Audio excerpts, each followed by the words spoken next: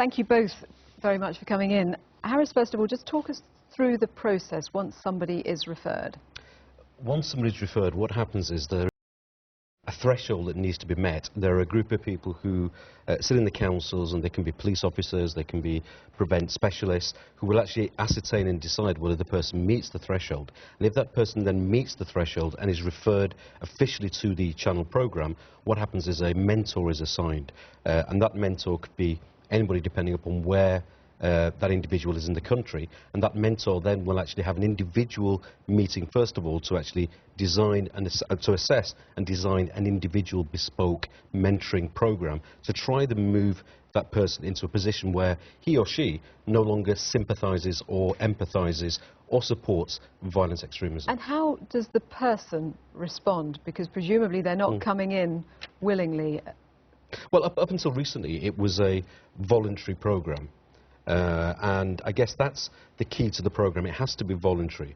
If you try and force somebody to try and change their opinions, their views, their ideological positions, it can sometimes have a negative effect. And I think that when people actually voluntary at the point of, you know, obviously when they're talking to mentors and discussing ideologies, but at the very start, how does it work when somebody is identified and presumably somebody somewhere in authority has picked out this individual and said they're at risk of radicalisation, and then they're handed over to another situation which involves authority figures?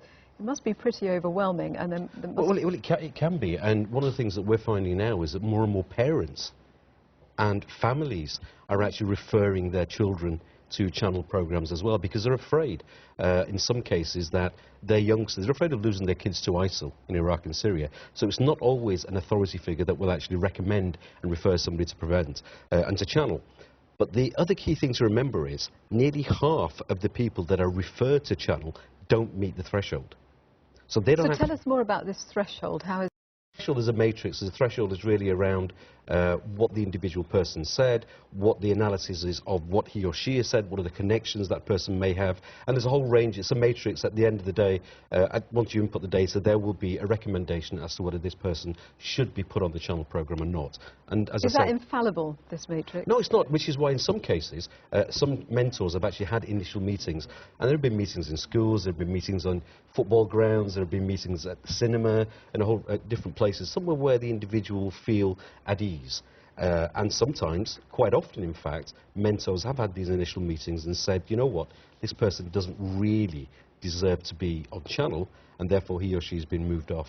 So yes, it's not infallible, but it's a process that is evolving. It's a process that we've had in now since 2007, and it's something that is really a benchmark for the rest of the world in terms of a de-radicalisation programme. Dal, do you think it's an effective system?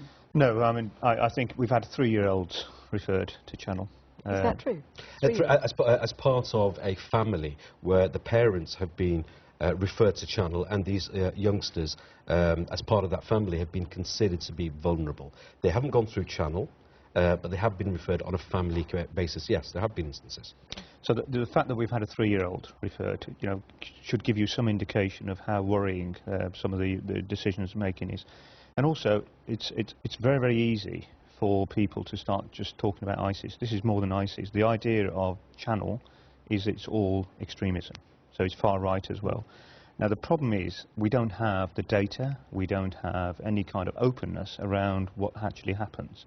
And because of that, that's led to a lack of confidence in the scheme. Now nobody's not suggesting that there are individuals who are being radicalised, who are vulnerable. I think that plainly, unfortunately, we're seeing that on a regular basis. I mean, that's willingly. Well, up until recently, it was a voluntary programme.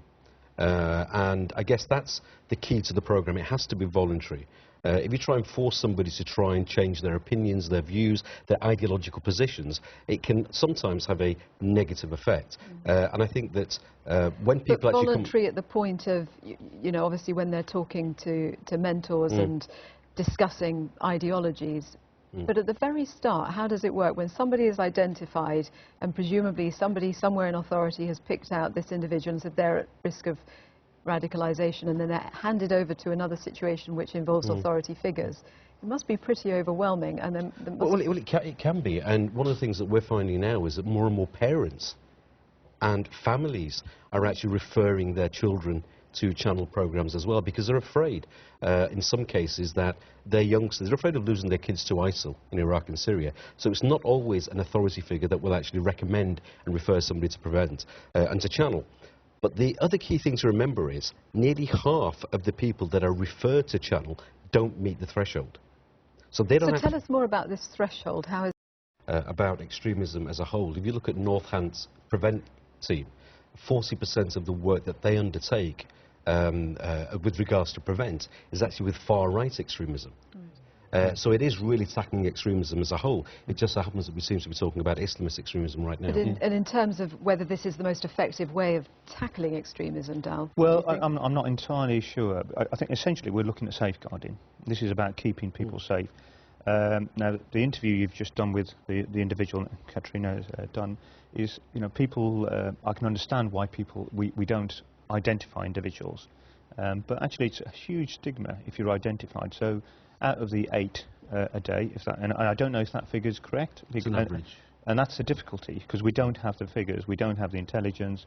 I don't know what a de-radicalisation programme looks like, and people in the community, I'm speaking at an event this weekend, and one of the key elements of it is that people are saying, yes, we want to protect our young people, but they want more openness. They need to understand. We need to understand, are we getting value for money? You know, at a time when there's huge cutbacks in public sector, how is that money being spent? Presumably it's value for money if it's working and if it's stopping individuals being radical. Well, it is, but there's an industry that's grown around it, and if I'm just finished, please. There's an industry that's grown around it where there's a huge amount of money that organisations are taking, and I think it's right and proper that we have an understanding of what is the value for money for those individuals. Should that resource go into social work? Should it go into youth workers?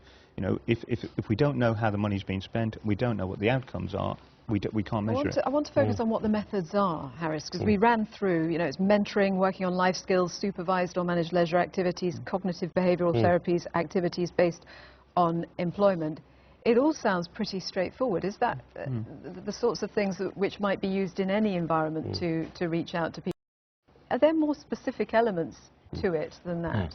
I think that if we look at the process of radicalisation, there is a framework that's built by charismatic recruiters that will set an identity, an otherisation, that will set a whole, play this victim mentality, that will create this framework through which potential grievances can be solved, or perceived grievances, or genuine grievances can be solved. And then there are solutions of setting a utopian Islamist caliphate and theological justifications, that God wants them to do this and God will reward them for doing this, and that's the only way they can be a proper Muslim.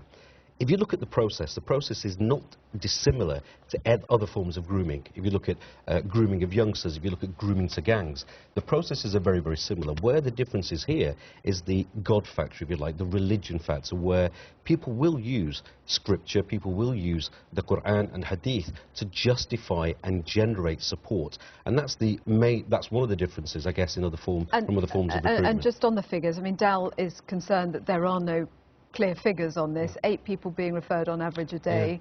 Can you say whether each of those 8 individuals that goes through the doors every day, this has worked for? Well, the figures that we've got, the figures that have been released over the last 3 months, I think it was 317 or something in June, went up slightly in July and then came down to 100 and something in August. And the average has been worked out for the last 3 months to be 8. It's actually not exactly 8 every day. But local councils and individual and the Home Office will have figures on how many people from those average of 8 have actually gone on to the programme. I don't have the figures, and those figures aren't released for public consumption. But the question is how many were actually de-radicalised. But here's the key element. But the key point here is, one of the measures of success, we talk about value for money, and one of the measures of success is that this has played its part on a wider role in prepare and protect and pursue major Islamist terrorist attacks in this country since 7/7. We don't know that. We don't know. We're making a lot of assumptions because the police have been faulty. But the reality. But can you say directly as a result of these programmes? Well, I can't say that. I can't say that. But I'm sure the figures that may be available from the Home Office, if they were inclined to publish. But that's the problem, isn't it? That's the problem. Is at a time because when I'm policing, when I was running a borough, I'd be hauled up in Scotland Yard if my burglary rate had gone up. very, very clear figures. Burglary rate's gone up, burglary rate's gone down. Confidence in the community, I'd be hauled up at the yard if my confidence in the community had fallen. Now, I have no idea, and I don't think, I mean, we're hearing that, you know, actually, you don't know, you're working very, very closely. You're spending a huge amount of money. Now, I want to ensure that, as a taxpayer, that money is spent in a very, very effective way. Now, I'm not sure that there's an industry that's been created around here. And actually, you've asked a question about what does it involve? I still don't know what it involves. And I spoke to an individual today who was telling me, well, we've got problems with a particular member of staff. We're doing this, and actually we're going to forward them to prevent. And I'm thinking, well, you know, is that part of the figures that we have, where it's an easy option? And I think what is the alternative? Well, the alternative is that we have a full debate and we take on board what people are saying. Now, there is a lack of confidence in action, elements of prevent. There's a lack of confidence in channel. This is about mainstreaming it and ensuring that we do safeguarding from the centre. So it doesn't become special. A very good point here. For the last 5 years, we've only had half a prevent strategy. And it's only been channel. It's only been, once you identify somebody as being potentially supporting or sympathising with Islamist or any form of extremism, recommend and refer. We're hoping is that with the new extremism policy, counter-extremism policy, that potentially won't be part of prevent that's coming out fairly soon, the whole concept of actually tackling extremism will be mainstreamed and taken onto a more safeguarding perspective. That's how we're going to win the long-term battle. Safeguarding is absolutely key to this. Both of you, thank you very much. Dal Babu and Haras Rafiq, thank you very much.